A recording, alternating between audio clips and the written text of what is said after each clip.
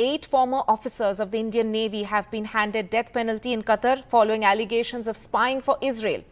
Calling the judgment shocking, the Foreign Ministry said it would not comment much on the case given the confidential nature of proceedings, but assured that it would contest the case. The men, including decorated officers who once commanded major Indian warships, were working for Dhara Global Technologies and Consultancy Services, a private firm that provided training and related services to Qatar's armed forces. Sources add that some of them were working on a highly sensitive project, the Italian technology-based midget submarines with stealth characteristics. An appeal for India to Qatar would be a level, perhaps from the level of the Prime Minister, the Prime Minister's office, the Foreign Minister to the Emir of Qatar.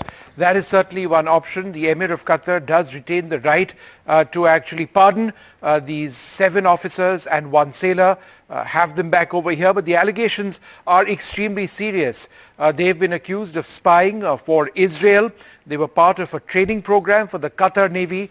They were employed by a company called Dhara, which is an Oman company. It was actually set up by one of those who was in custody.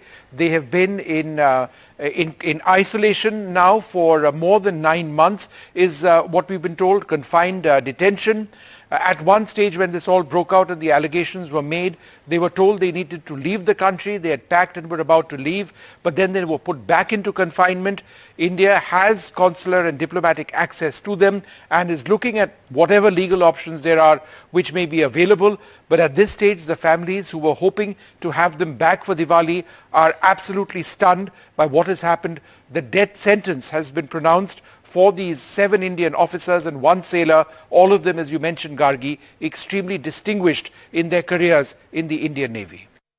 Right, and Vishnu earlier spoke to former Navy PRO D.K. Sharma. Listen in. Captain D.K. Sharma, what can you tell us about these officers and that 1 sailor? Vishnu, good evening, and good evening to all the viewers. It's a shocking thing which has happened today, but let me tell you, all of them, all 8 of them have done their bit for the Navy.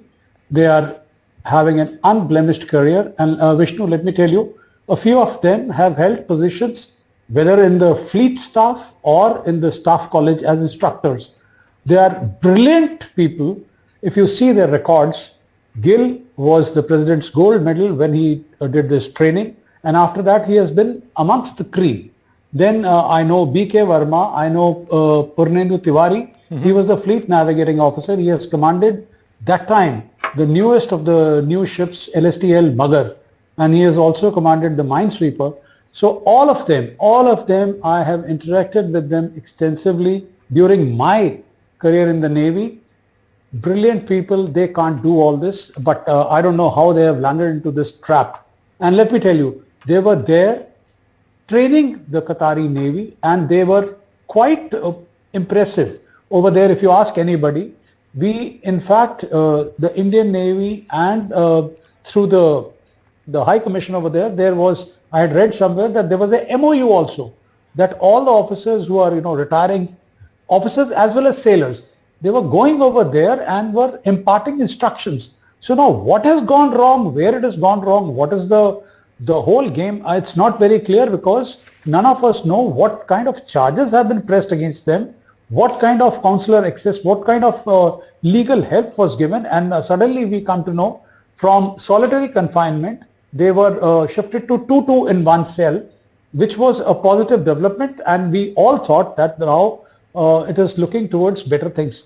But today, once the judgment has come out, it has taken all of us by surprise. And it is unbelievable, unbelievable. I am very sure that our government will leave no stone unturned and will appeal it in the higher court or whatever is required.